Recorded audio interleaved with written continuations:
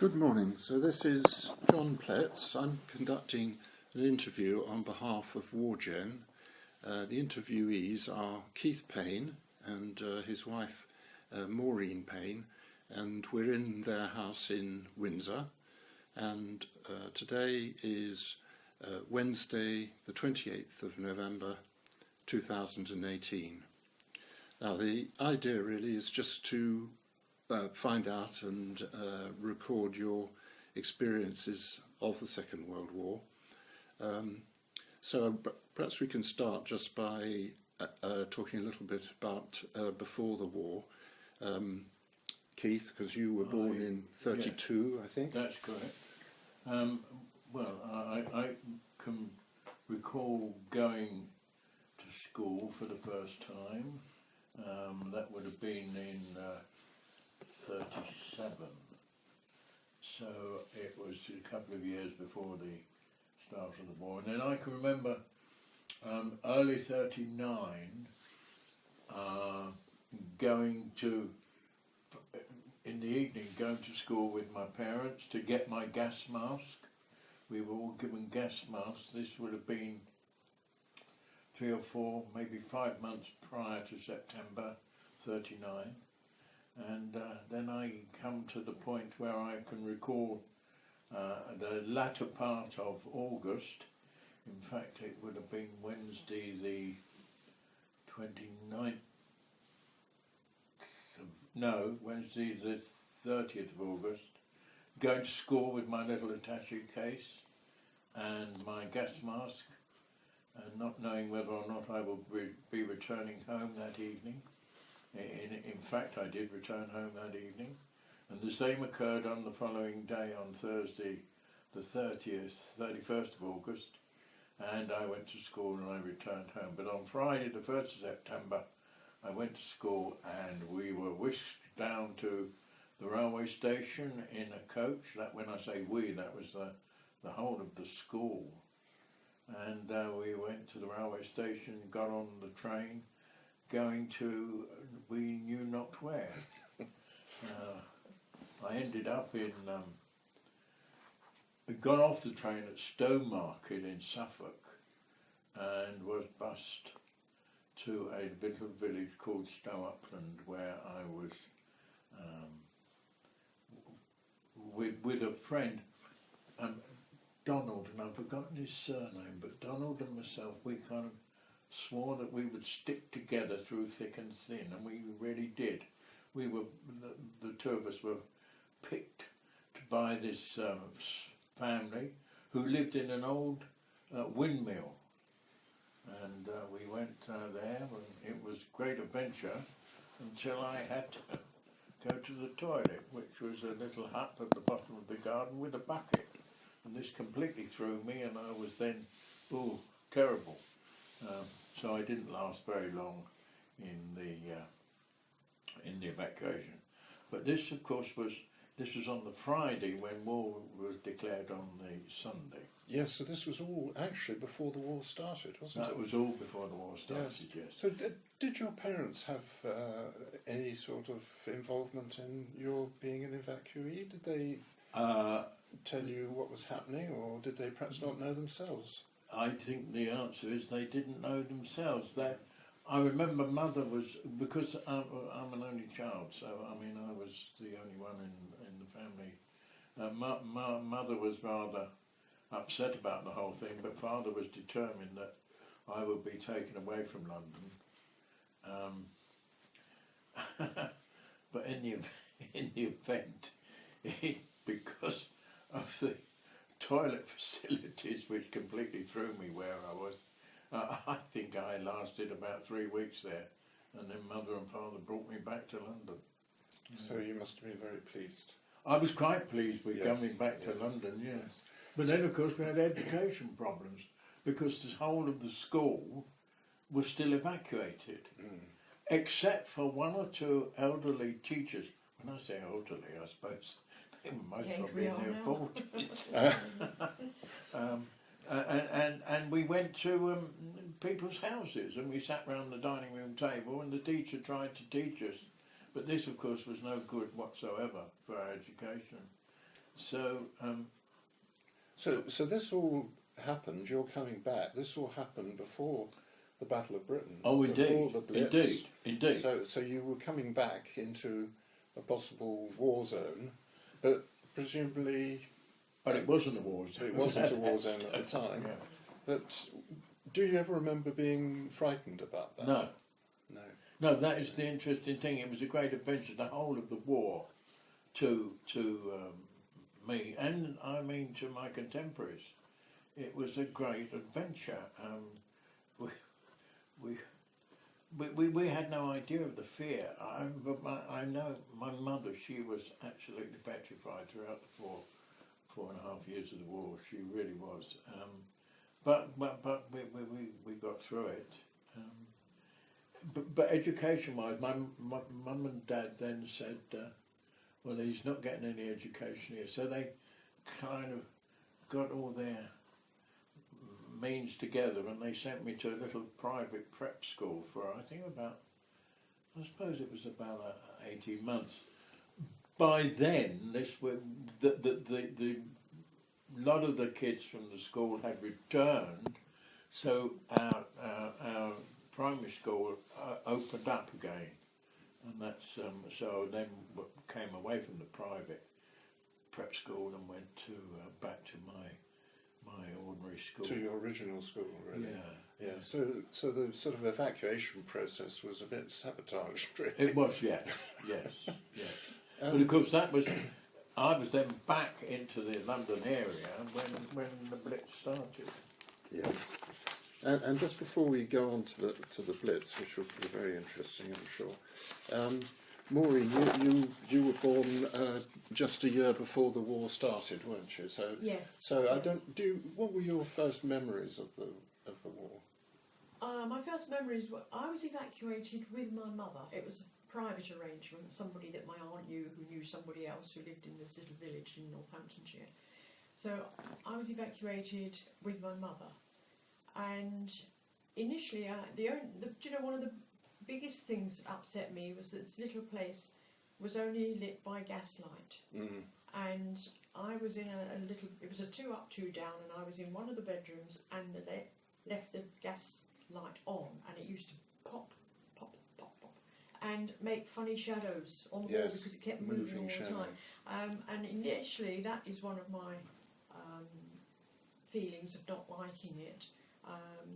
Like Keith, who also had no indoor toilet, it was out in the yard, and there was no running water, so you had to go into the barn, fill a bucket, take that with you. But at only 15 months, I didn't have to do that by myself. My parents wouldn't be So it sounds as if both of you were somewhat shocked to find how country people yes, live. we both came from a house. Came from a house, as did Keith, with an indoor bathroom and a toilet, a flush toilet, running water. In fact, we had 2 toilets because we had one just outside the kitchen door was partially outside. So, yes, the memories of the very beginning aren't that strong. I've got more memories of the latter part because my mother and myself went home for a while. Now, I suppose that was because it was proving to be a bit of a phony war. I was told it was because I was missing my father, but I mean, my father was in the London Fire Brigade, so he'd go for days and days and days without coming home, being fed by the Salvation Army and sleeping where he stood up, So it's the latter part that I've got more memories, when I was actually sent to school. Yes. So if we come on, Keith, to talk about the Blitz, and do you remember the Battle of Britain? Was yes, definitely. Something you saw every day or occasionally? Virtually every day. Father, I suppose again, to take my mind off it, he said what we'll do, we'll log air raids. So when the air raid warning went, he'd note the time, and then when the all clear came, he'd note the time, and then he'd say, well, that air raid lasted 3 hours, this one not. I think the longest we had was 14 hours. I seem to recall that number being there. But I can stand in the garden and you'd look up and you'd see the planes fighting, the Spitfires and that, and you'd see the shells bursting of the Ack guns. It was really very dangerous, but terrifically exciting. well, it was exciting For a young boy, yes. Yes, yeah. And then Yeah, you'd see a absolutely. plane hit. I can remember seeing a plane hit and the parachute come out and the chap floating down. And, oh yes, it was very exciting. And the one thing the boys did, of course, was got the biggest bit of shrapnel to take to school the next day. Yes, And the chap with the biggest bit of shrapnel was king for that day. yes. Yes, it was. But the damage that we had to the house was really only during the Battle of Britain was only shrapnel hitting the roof and breaking tiles. We didn't really get a lot of damage to the house during the Battle of Britain. Yeah. When everything was conducted in daylight, wasn't it?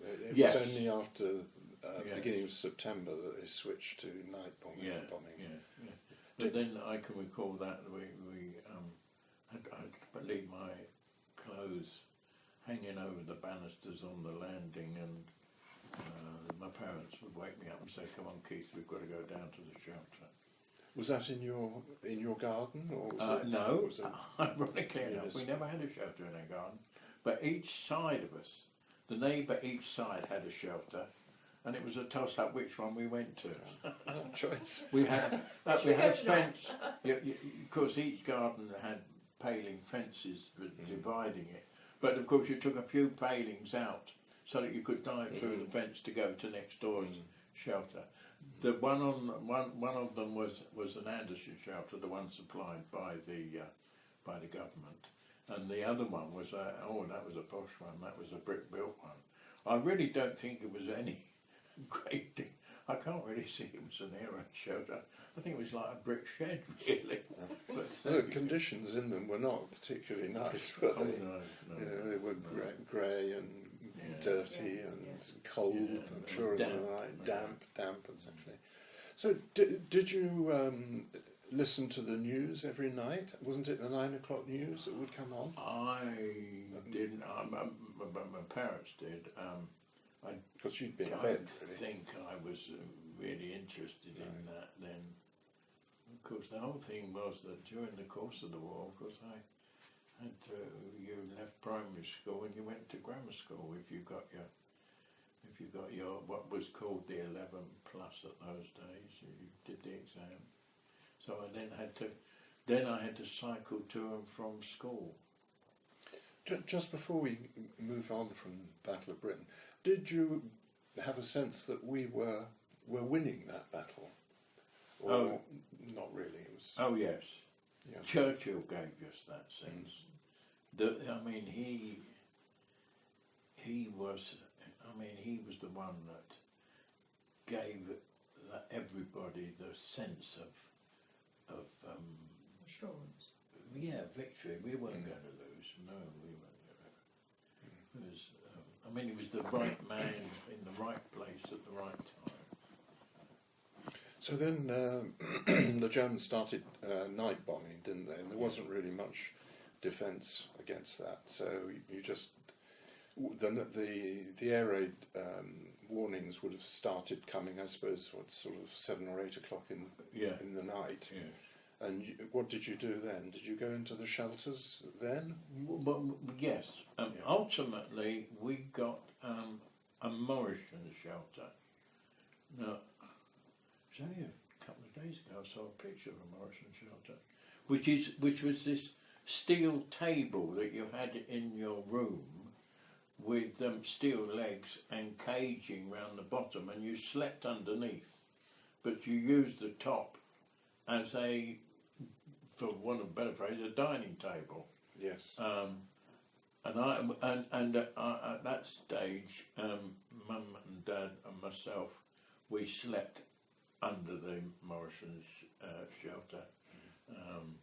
I can remember that definitely. The big thing, the beauty of this table was it's bigger than any other table, and I could get my model trains on top of it.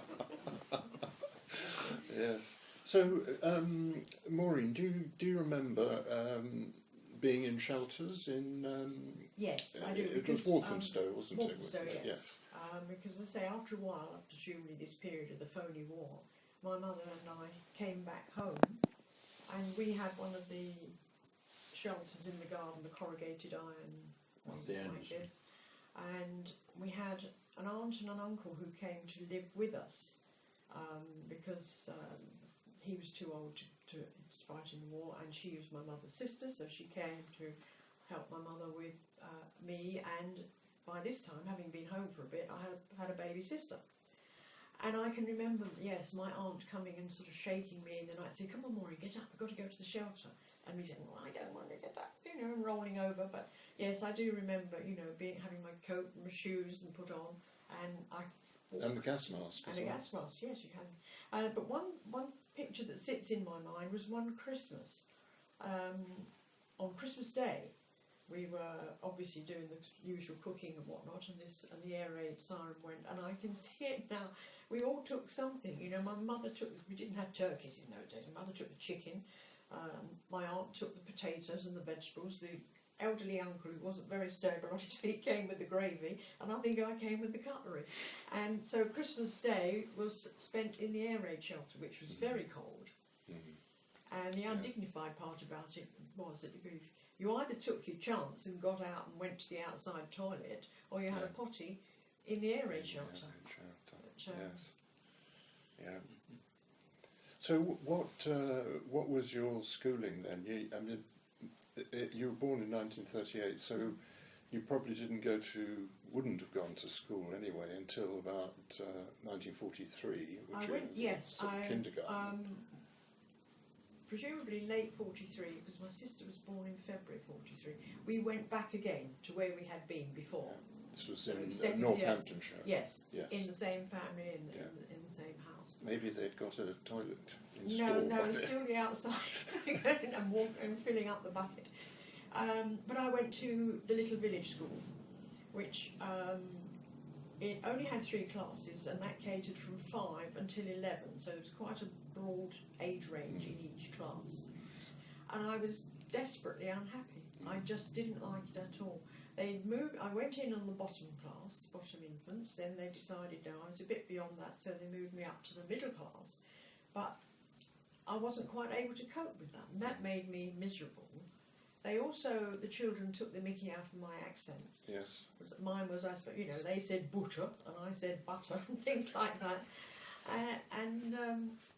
They were very strict, which most of them were in those days, but I lost my national savings book. We had a book, we had to buy a 6-penny stamp every week to go towards the war effort. And on the way to school, I lost it. So the head said that every day, every break, I would stand under the clock in the hall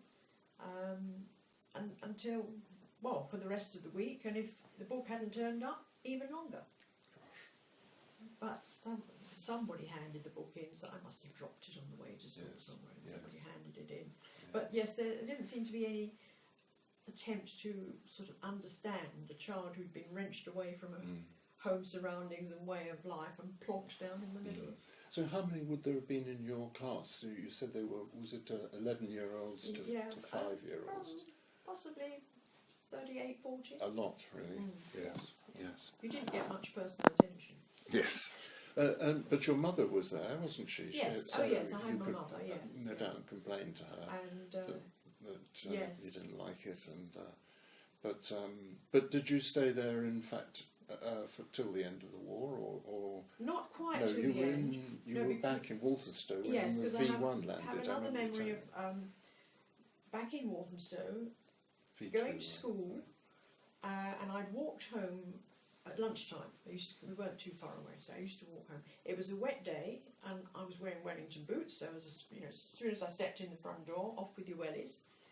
And we were sitting round the table having lunch, and dessert, pudding, as we called it then, was in the middle of the table. I can't for the life of me remember what it was, but it registered it was one of my favourites. Trifle, you or something like that. And I was getting through to get to the more exciting bit. And then suddenly, all the windows fell in. It was a big bay, the dining room was a big bay window, and the whole lot fell in on the table. That was the end of the pudding, wasn't it? And I remember my mother saying to us, my sister was in a high chair, but my mother saying to me, don't move, don't move, because of course I had nothing on my feet and the floor was covered in glass. There was glass Yes. everywhere. Yes. And my mother, I wasn't hurt, but my mother, I do seem to remember seeing her arms bleeding. Yes. She obviously had something short-sleeved on and something. That was actually a V2, wasn't it? Not a V1. It was the type that was a rocket and Yeah. landed, and there was no V2. defence against it. Yeah. Yeah, you didn't really hear anything. There was Didn't no hear air raid anything. warning. No. Yeah. No. So just going back to the sort of the rest of the war. I mean, you, Keith, you remember the Blitz, which Yeah. I mean, it went on for months and months, didn't it? Yes, And, yes. around the end of 1940, beginning of 41, there was this long series of raids on the East End, wasn't there? That's right. The Surrey docks were absolutely... Yes, I can. I mean, we were living in Ilford or in the Gants Hill area of Ilford, and I can remember seeing the glow at night of the docks being alight. You know, you could see it in the sky, the glow. Yes, that was the other That was interesting. about 10 miles away, wasn't it? Yeah, but it was. I mean, they really went for the docks. But then, of course, there was the stray bombs falling all over the place. They seemed to just. I mean, once they'd done their raid, they want to just get rid of what they had left, and they just let them go. Yeah. Do you remember the searchlights? Oh yes. Yeah. Oh, crisscrossing searchlight, Yeah. and to see a plane caught in a searchlight, which was not very often. But when they actually got one and they held it in the plane, you could see it in the searchlight, and of course, then the ACAT guns went. ACAT guns. There was a mobile ACAT gun that ran around the streets, firing. So I mean, it was so that of course it was mobile, so that the Germans didn't know where it was. It would fire and then it would move off. It could be outside your house and you hear this horrendous bang as it fired, and then the engine start up and away it went. Did you ever see a bomber hit?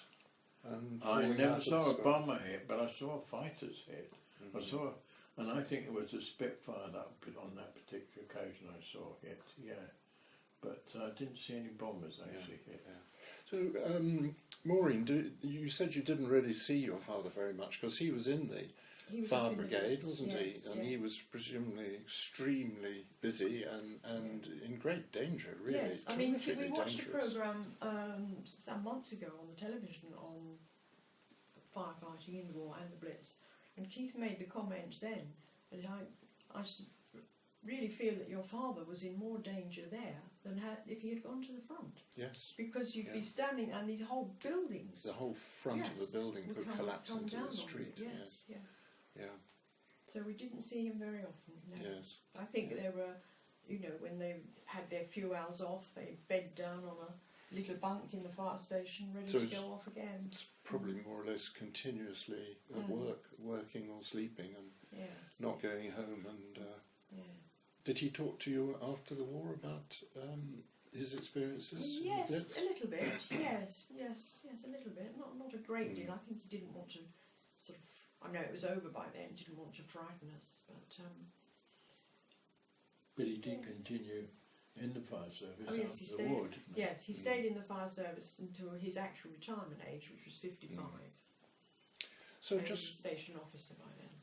So just going back then to the rest of the war, Keith. So that when the Blitz was over, I mean, it did sort of finish, didn't it? Really. Yeah, yeah. And then there was a period when things went pretty badly, really. Yes. With Crete and all these Yes. other things. Do you remember that? Do you ever No, hear no, about that? No, ironically enough, I think the bad points, let's say, have kind of been erased by the good points. I remember by now I was at grammar school, and this was. So you stayed at grammar school all day. You had lunch. You had school dinners and that. But there were certain of the kids who, in fact, were lived near enough that they went home. And I remember on this particular day, this girl, because I went to a co-ed school, which was a bit unusual in the 40s, but we were mixed. and her name was Blossom. I forgot what her second name was. But I remember her coming back to the class after lunch and saying, "We've landed," because that was D-Day. And that definitely sticks in my mind, that we were now on the attacking. We were not on the defence. We were getting our own back, as it were. And that definitely sticks in my mind. Yes. But not, say, the Battle of Alamein. Oh, well, you followed that. Because they rang bells, didn't they, when the battle went on for about 10 days, I think. And when it was finished, I think they rang church bells. Which had I can't remember that, because the church bells were silenced because they were going with the alarm of an invasion. If we had been invaded, the church bells were then rung. But I suppose I certainly can't remember that. Yeah. So, do you remember, Maureen? Do you remember D-Day at all? He would have been about 6, 5, I suppose. 5. It's a bit early to ask. Not really. I suppose I would have been aware of a lightening of my mother's mood, and you would have possibly seen the relief in the faces of adult. But no. On the other hand, the war obviously did make an impression on me, because it wasn't long after the war that we began to get rumours of the Korean War, didn't we? And those rumours sort of penetrated. And I was petrified that there was going to be another war. I used to, in my prayers every night, say, "Please God, don't let there be another war." It had obviously not scarred me, but obviously made an impression on me. So really, as a child, you knew nothing but the war when you were 7 or 8. Didn't know the reason for it. No, knew that we were at war, and these these planes were dropping bombs on us. And one of the road that I was in, we went, as you say, we were evacuated, then we came back again. And when we came, about 8 houses down from us, there was a huge bomb site, as we used to call them. So obviously during that time a bomb had dropped there and demolished about 5 or 6 houses, I think. Did you hear anything about the Battle of the Atlantic, and which was really serious, wasn't it? Oh yes. Or all the sort of convoys to Russia, the Murmansk convoys. Did you ever hear? You heard about them? Yes. The Battle of the Atlantic, of course. The thing was that a lot of that was supplies coming into the country, and of course, if a convoy had been decimated, then the ration of whatever would be reduced. Everything was rationed during the war. I'm talking about food, and you couldn't. So that would be reduced because the ships carrying the supplies had been sunk. But yeah, I mean, you knew about it, but that didn't impinge upon your life as such. The Blitz and the V1s and the V2s, they impinged upon your life. The V1s were, well, I mean, they could be. You knew they were coming. I mean, but it's the V2s that were really they were the horrible ones. But because there was the big bang and that was it. Well, the V1s came in a steady stream. Oh yeah, didn't they? Yes. And some of the Spitfires or the Hurricanes, the fighter pilots would get alongside them and tip their wings. Yes. Hopefully over a less populated area. Yeah. Do you remember the V1s, Maureen? The doodle bugs? I remember hearing the expression, "Oh, it's a doodle bug." I didn't differentiate between different types of planes. To me, the whole thing, by that stage, I knew enough to be frightened. Yeah. And it was just all horrid. Right. So you said Keith, your mother, was it your mother who was frightened throughout the war? You said your mother, yes. Was, yes. So would you say your mother was as well? Yes, I'm sure Yes. she was. Yes, Yes. yes, definitely. Yes. And the And combination that my father was in constant danger, and she was responsible for 2 young children on her Yes. own. yes. Yeah, my father, I mean, he was in the First World War, and he was too old for the Second World War, but he joined the ARP. He was an air raid warden. Right. Yeah, so he had to do, and there was actually the air raid warden's post was right outside my school, and he had to do duty there. They had to man that all 24 hours. There were senior air raid wardens who were salaried, or they got paid. Dad was a volunteer, but he was taught first aid and And he was very active in the defence. Yes. He didn't join the Home Guard. A next door neighbour joined the Home Guard, but no, Dad was an air raid warden, and he did his bit. He did his bit when we got the close, the B2 close, and it ruined our front room, as it was called, the front room, which was really the lounge, and turned it into a first aid post, and Dad was doing all the first aid on the small, the cuts and bruises, nothing violent. So you mentioned that the ration varied, and it depended on what supplies came into the country. So were you going around in a perpetual state of hunger, or I mean, you just were used to it, presumably? Yes. Everybody else was in the same position. I don't think I was ever hungry. I think too, if we can interrupt for a minute, everybody turned their gardens over to growing vegetables. Oh yeah. We didn't have flowers, you grew Yeah. potatoes, greens, beetroot, celery, and all this sort of thing. Yes. And we were probably very healthy. Yes. And we just learnt to live with the ration we had. Yeah. One thing that did surprise me after the war, when I started looking into this sort of thing, when we did the talk at our grandchildren's school, was the way the amount would vary. I mean, I just looked at that this morning. The amount of cheese that you were allowed changed 5 times in 1 year. So you couldn't even say, right, well, okay, we get 4 ounces of cheese every week. No, that was the same with everything. And meat was about the last thing to come off rationing. That didn't come off rationing until 1954. Yeah. And sweets were rationed, so that was probably why we were healthy. Yes. Sweets. Yes. So when obviously we talked about D-Day, and then the war sort of ground on, didn't it, for quite a bit, really?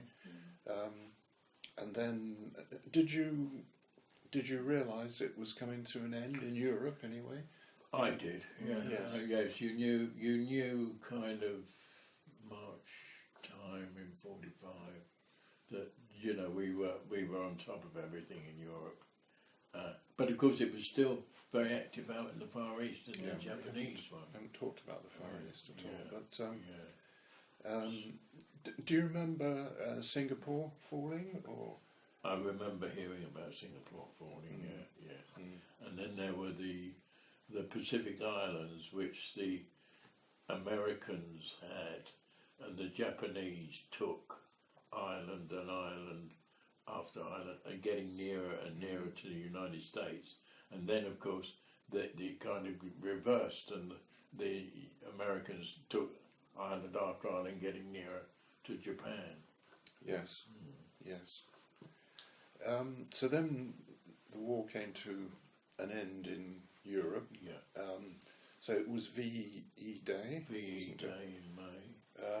So I suppose everybody was abuzz about that. Oh really. yeah, that was terrific. Yeah, that was. I mean, I can remember because I was 13 at that time.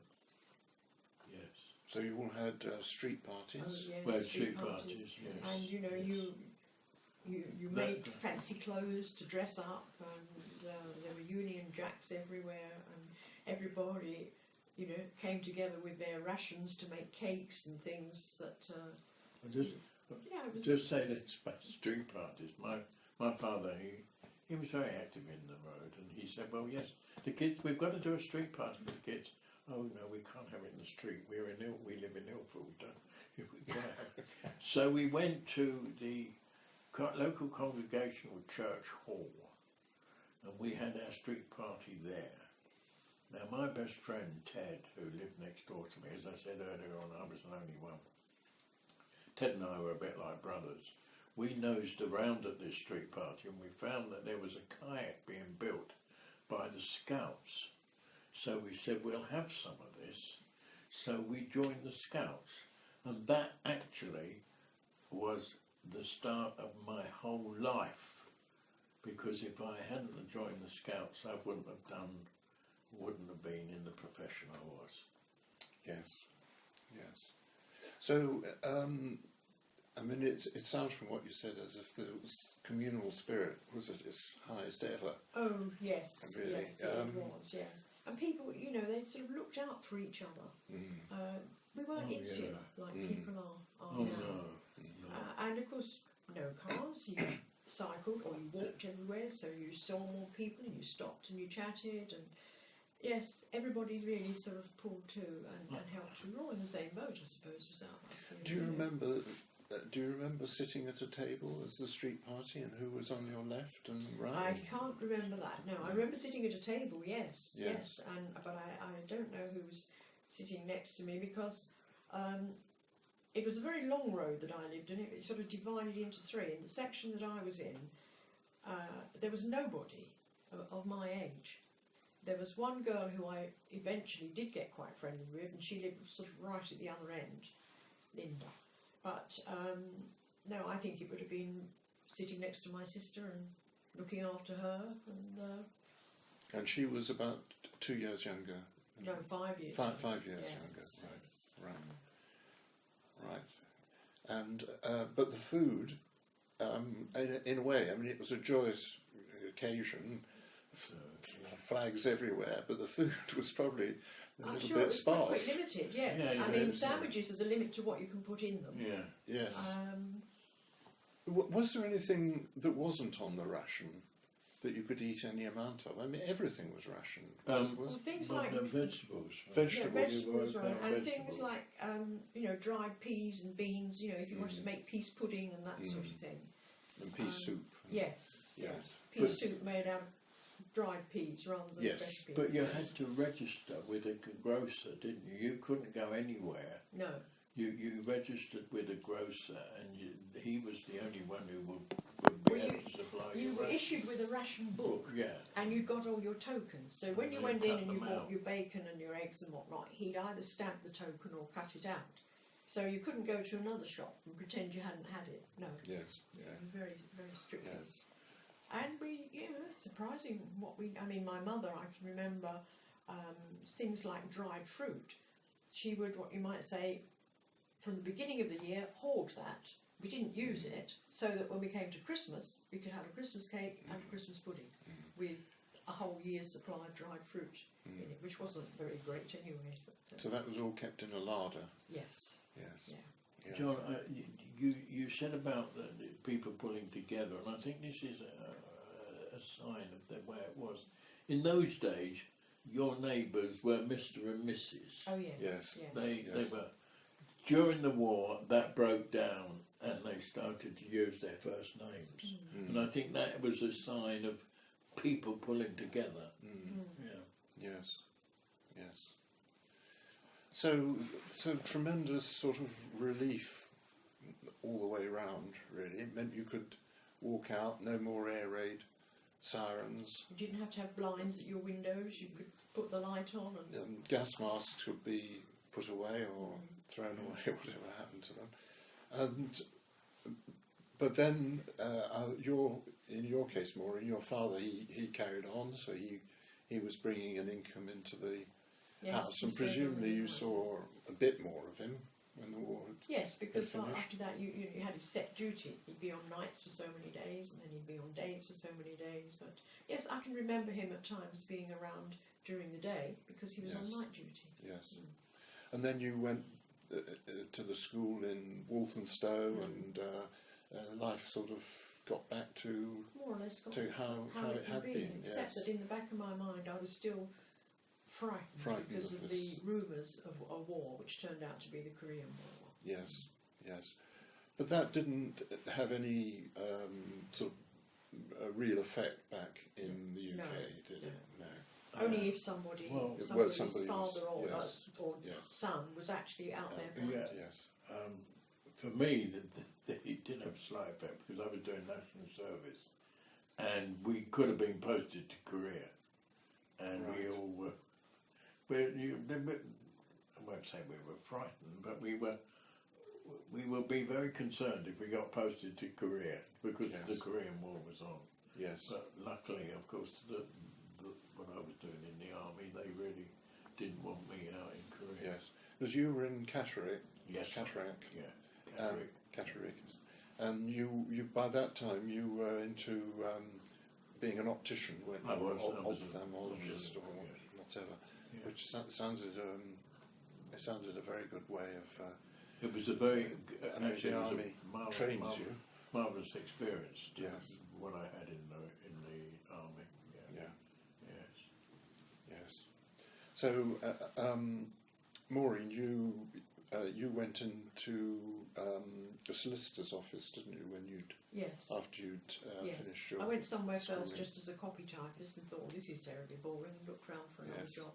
And went to work for a smallish solicitor's firm. There were 3 partners. Right. And I went initially to do, when I say copy typing, that's typing legal documents. You had to be pretty accurate. And to man the switchboard at lunchtime when the switchboard operator went to that. And I was absolutely hopeless at that. I remember making a few faux pas there. And then the senior partner, his secretary was due to retire in a few months, and he said, would I like to come and be his secretary? And I said, oh, I couldn't. My shorthand isn't good enough, you're the senior partner, blah, blah, blah. And he said, well, I tell you what then, why don't we give it a trial? Do it for a month and see what we think. And at the end of the month, we both agreed I would stay on as his secretary. So that would have been about 1956, something like that? Yes, probably about that, Yes. And then we had another thing, didn't we, the Suez. Yes. Suez, which I can just remember.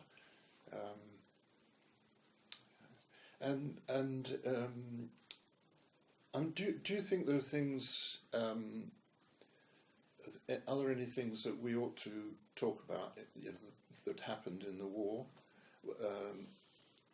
Incidents. You've told me the incident of the sweet that was ruined, or the pudding. And marching down the garden with the Christmas dinner. Yes. In the air raid show. Yes. But are there any other sort of stories that you think we should record now? I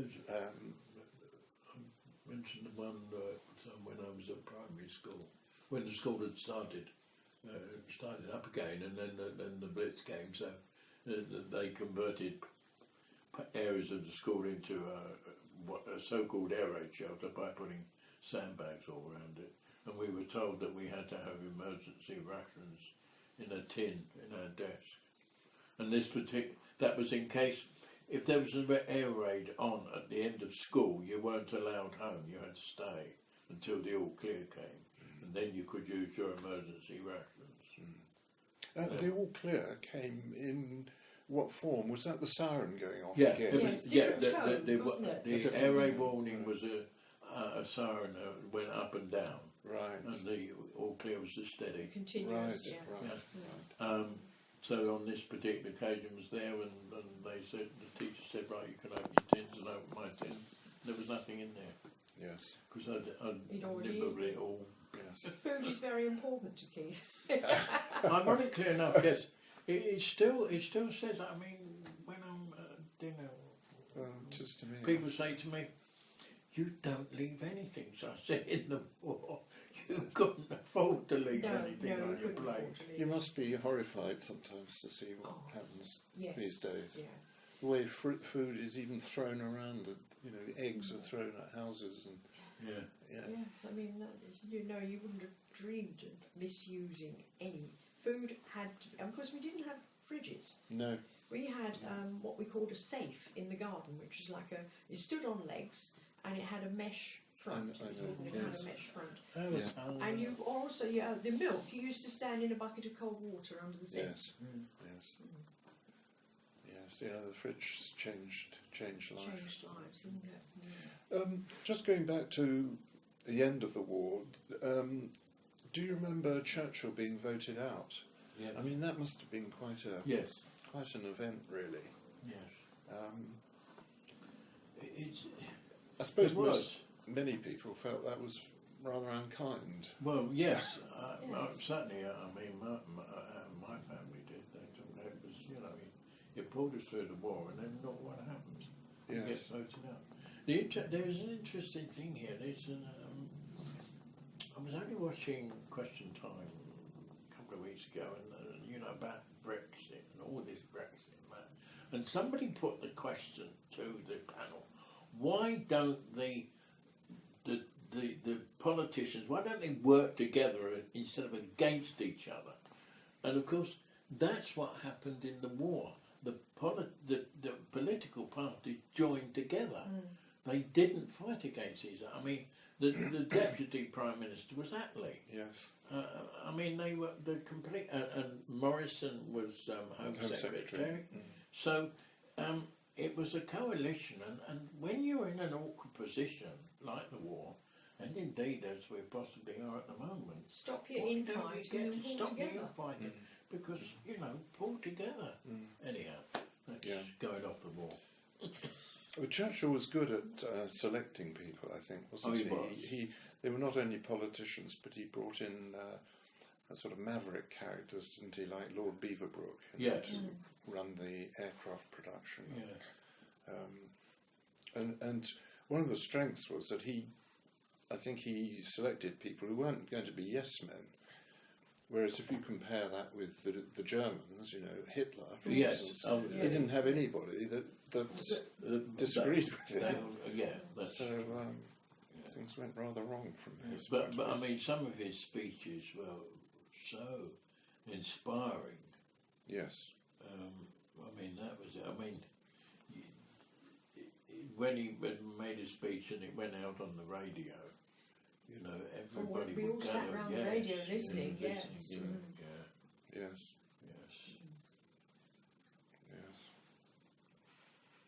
Yes. I read a book where I can't remember which book it was, but it talked about Churchill throughout the war, and probably the sort of greyest time, the worst time was, I think it was after Crete had been lost, and there was a movement in Parliament to a motion of censure against the government. There was, yeah. And so he had to defend the government, and he went all through the things they'd done, and showed that what they had done had been the right response.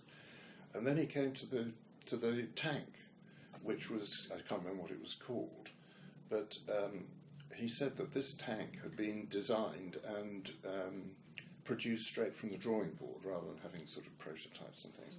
And he said when it was found to have teething troubles, it was appropriately enough named the Churchill. And he said, I have no doubt that it will go on to be a formidable weapon of war. Very. There was a Churchill. There was a Churchill tank. Yeah. He had the whole of the House of Commons, on his side, So I don't know whether there's any other sort of stories we should put in. I mean, obviously it must have taken a while for people to refocus on what they were going to do after the war. I mean, in your case, you were schooling, so there wasn't much choice really. So my father carried on in the fire service. The troops coming home. Yeah, well, that must have been a huge. I think that might be a thing. It was in 1948.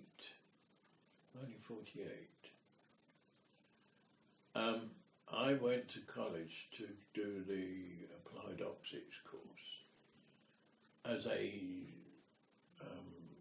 kid straight from school. And the course there were about 25, 26 of us on the course. And there were 4 of us straight from school, and the rest were all ex-service. They'd all fought in the war, and the government had given them this encouragement to take up a profession. So all my colleagues at that, not all of them, but the greater majority of my colleagues were ex-RAF and Army. I don't think we had any Navy. But that was quite interesting because Dad lived throughout they'd fought, and I mean, we'd all lived throughout the war, but they'd fought and then they were coming and they were being on the course for optics. As I always say, on that course I learnt a lot about optics, but I also learnt a lot about life. Yeah. So that was the kind of an after effect, as you asked John there about after effect of the war. That was one which stuck with my mind. Yes. Yes, this mixture of people that you got then, people who had been at home and people who'd been away.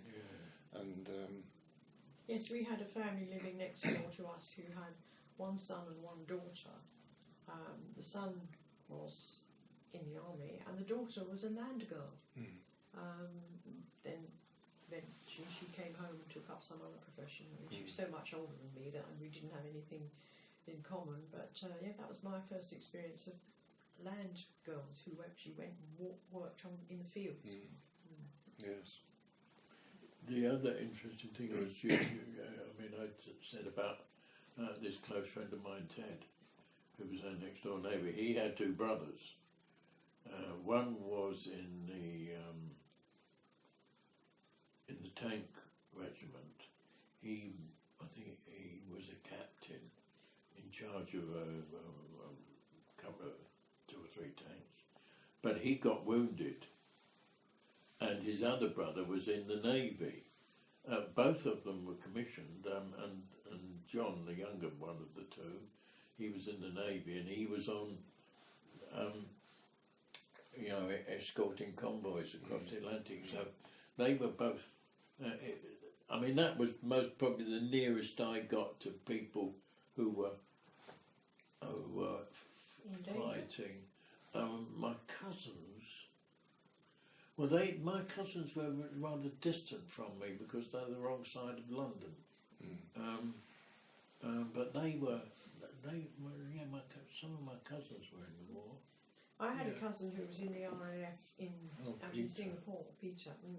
I didn't know anything about him until he came home after the war. He's a great character. He's 93 now, and he's unfortunately now he's got dementia and he's in a care home. Though his family live nearby and they go and see him. But until about 2 years ago, he used to come over for a week every year and stay, and these 2 would natter away and reminiscing. Just something else struck me is the bombing campaign. Were you aware of that? Probably you, Keith, more. You weren't. It wasn't something that you heard about very much. Or? No, we just knew that the bombs were coming. I mean, we knew that basically they were after. No, I meant bombing of Germany. Sorry. Were you? Oh no. Like Dresden and all that. Well, I meant. We were aware that it was going on. The what they were doing to us, we were also because doing. Yes. You got. Yes, these were plus points, weren't they? So on the radio, you would be told that they made a raid on the Ruhr, and 3 of our aircraft didn't return or whatever, and so on. So yes, although I suppose as a kid. It didn't register so very much. Well, you didn't really see very much, did you? No. You see, we hadn't got televisions. No. Now it would be on the news every evening. Yes. But no. And then bombing sort of culminated, I suppose, with the atom bombs. Did you? You heard about that? You must Oh have yes. heard about Oh, that. very much so. Yeah. Oh yeah. I remember going to see a film, and it was called God of the Atom, but it was in a church hall somewhere, and a lot of people, and that absolutely terrified me. Seeing that, the picture I can see in my mind now is this huge area of orange-red, sort of filling the whole screen, and then afterwards the devastation. Well, we had my mother bought these things called the War Illustrated.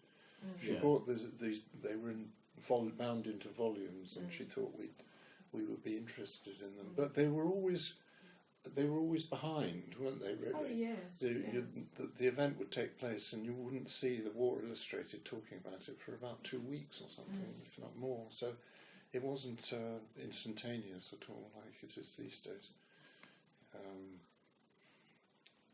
Yes. So perhaps the atom bomb sort of contributed to your fear about war anyway, really.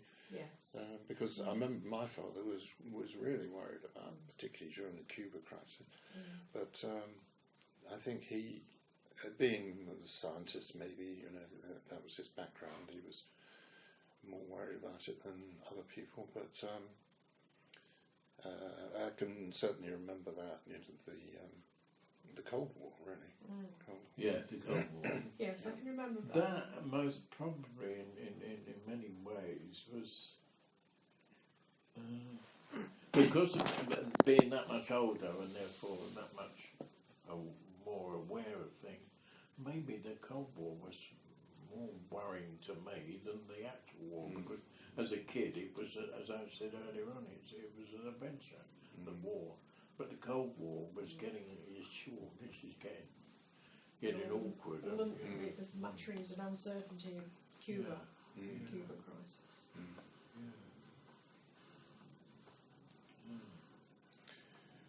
Right. I don't know if there's anything else that we should talk about, really. I mean, one of the questions it said was, do you remember being frightened? And I think We've covered that. yes, we've covered that. Yes.